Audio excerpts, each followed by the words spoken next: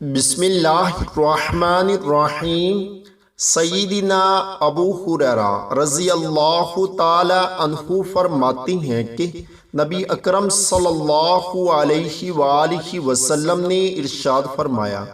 جس نے دن میں 100 مرتبہ لا الہ الا اللہ وحدہ لا شریک لہ لہ الملک